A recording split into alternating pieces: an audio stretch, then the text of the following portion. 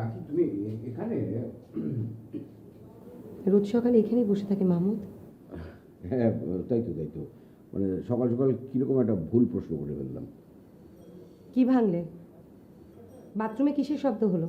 না তেমন কিছু না, ওই সামান্য আর কি। সামান্যটা কি মাহমুদ? ওই তাড়াহুড়ো করে শেভিং লোশন লাগাতে গিয়ে ওটা হাত থেকে পড়ে গিয়ে। ওটা কি শেভিং লোশন ভাঙার শব্দ? ওই তো মানে তাড়াহুড়ো করতে গিয়ে পাশে খেয়াল করিনি যে ফ্লাওয়ার ভাসটা ছিল, ওটা পড়ে গেল। কোনটা? যেটা সিঙ্গাপুর থেকে আনলাম এবার?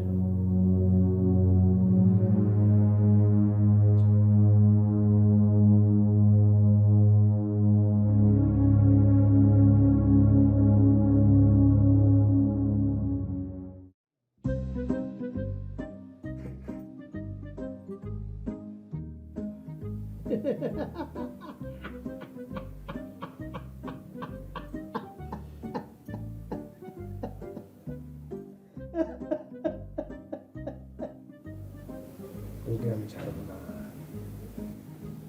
তোকে আমি ছাড়বো না। এমন মার মারবো না, মারতে মারতে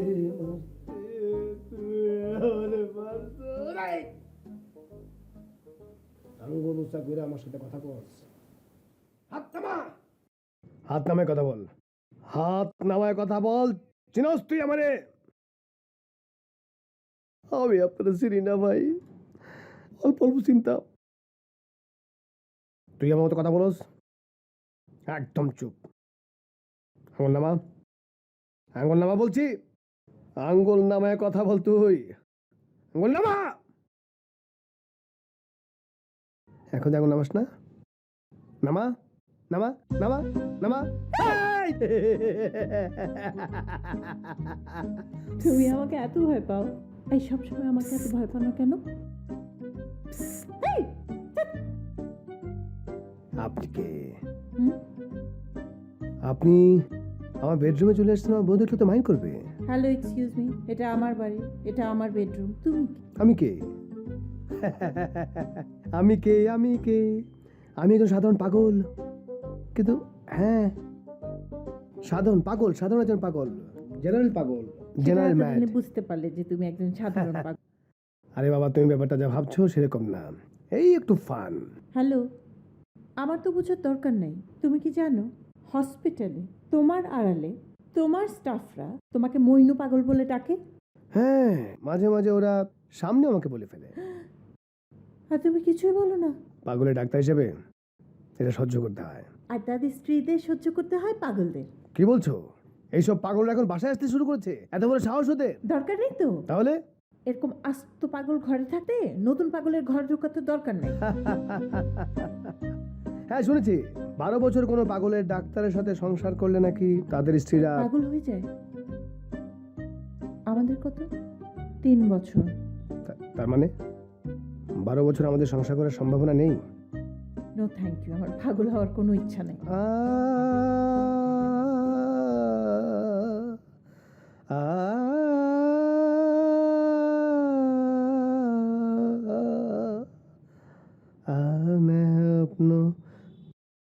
কখনো দেখিনি আমি কি মাটিতে যে আজ স্বর্গ এসেছে না।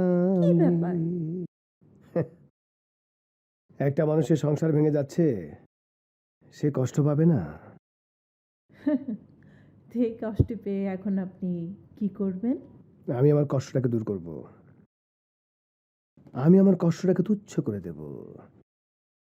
আমি এখন আলতো করে আমার বিছানায় আমি শুয়ে পড়ব, বিভোর হয়ে যাব আমি আমার স্বপ্নে, আর আমার কষ্ট চলে যাবে দূর থেকে আরো দূর, অনেক দূর।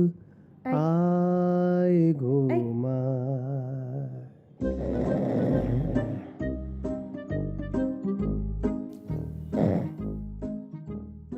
তাওয়ালটা দাও।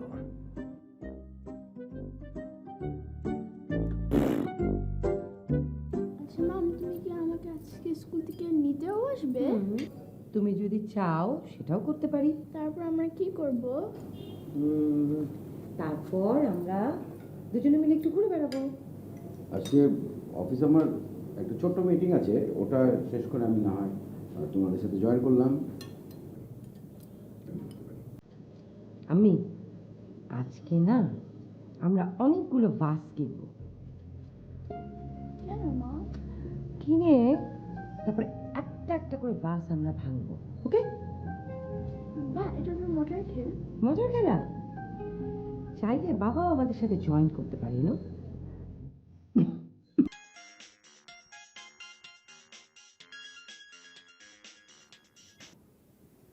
হ্যালো সঞ্জি সান, আমি বাবা, কাল সারা রাত প্রজেক্টের ওয়ার্ক করে ঘুমিয়েছি, পরে কথা বলি প্লিজ।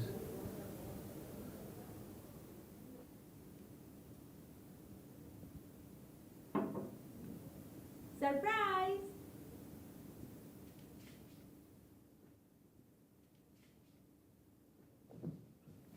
আরে তুমি ছেলেদের হলে ঢুকেছো কেন? কেন বাইরে কোনো সাইনবোর্ডে লেখা আছে নাকি যে মেয়েদের প্রবেশ নিষেধ? আরে বাবা, তাই বলে এইভাবে কি ছেলেদের রুমে ঢুকে পড়ে নাকি? আর এভাবে কেউ দরজা খোলা রাখি ঘুমায় নাকি? এটা তো একটা ছাত্রাবাস। আচ্ছা, তোমাকে এখানে ঢুকতে দিল কি করে? 500 টাকার বিনিময়ে। কি? বলেছে 1 ঘন্টা থাকতে পারবো। অসম্ভব, 1 মিনিট না। চলো এখান থেকে উঠতে হবে। 500 টাকা দিলাম যে।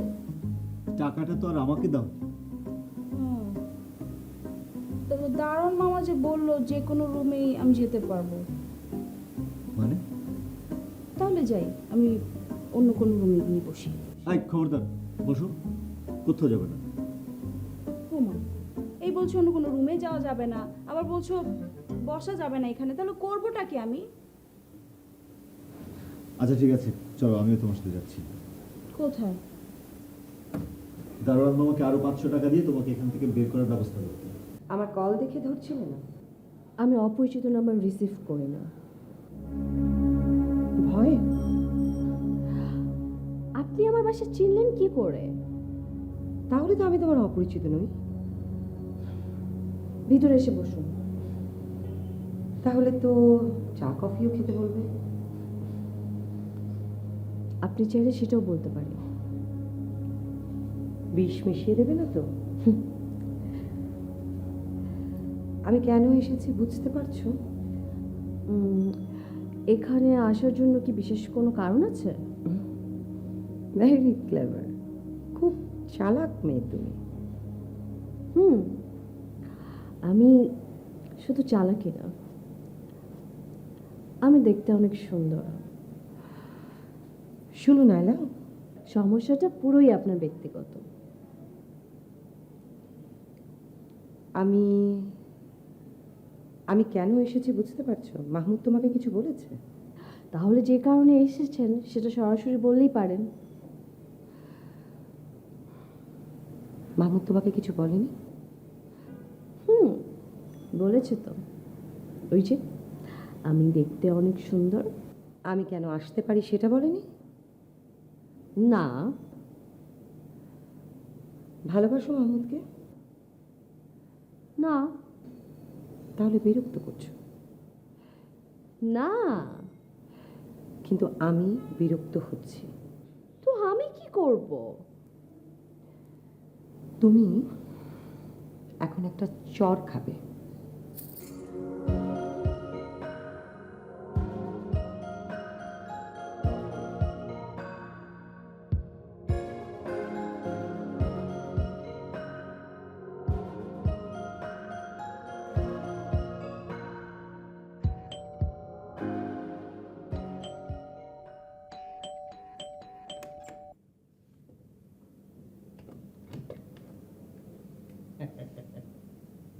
কাকে চান? এটা কি আপনার বাড়ি? এটা যে আপনার বাড়ি না সেটা আমি বলতে পারি। আহা, বোকার মতো কথা বলছেন কেন? বোকার মতো প্রশ্ন করছেন কেন? ও, আপনি তাহলে ডাক্তার? কি অসুখ আপনার আগে সেটা শুনি। মুখ দেখে অসুখ বুঝতে পারেন না? কেমন ডাক্তার আপনি? দেখে তো মনে হচ্ছে পাগল। ভুল কিছু বললাম কি? আপনি তো ভয়ানক ডাক্তার, আমার একবার দেখেই বুঝে ফেলেছেন।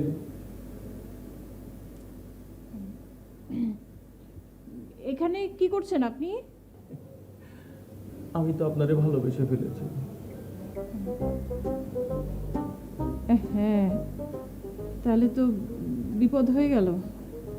এর আগেও এরকম কথা কেউ বলেছে নাকি? না, মানে পুলিশকে তো এ ধরনের কথা কেউ বলে না।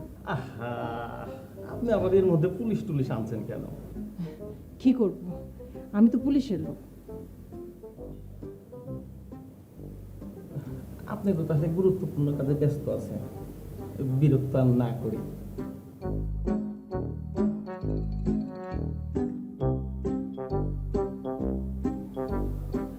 দেশে ডান্ডার উপর ভালো আর কোনো কিছু কাজ করে না।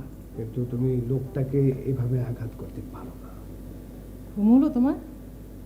লোকটা নিশ্চয়ই আমার কাছে এসেছিল। তো কি করব, তুমি তো ঘুমছিলে। ঘুমার হলো কোথায়? তোমার যে মোবাইল নামক যন্ত্রটা আমাকে ঘুমাতে দেয়নি।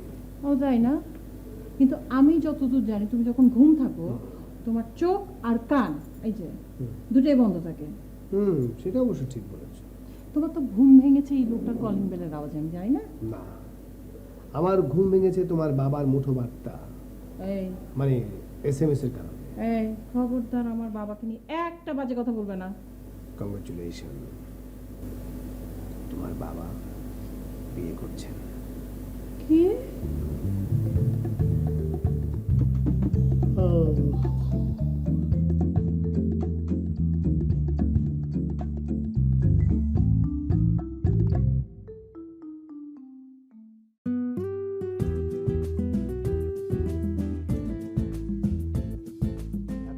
বিয়ে নিয়ে কথা হচ্ছিল।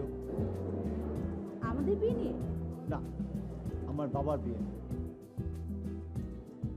বাবা তার 3 ছেলে মেয়েকে সিদ্ধান্ত জানিয়ে দিয়েছে। বাচ্চার সামনে কি কথা বলে কোনো হদিস নাই নাকি? বাবা যখন বিয়েটা করে ফেলবে তখন ও তো জানবে না। যখন করবে তখন দেখা যাবে। তাহলে এখন কি করতে হবে?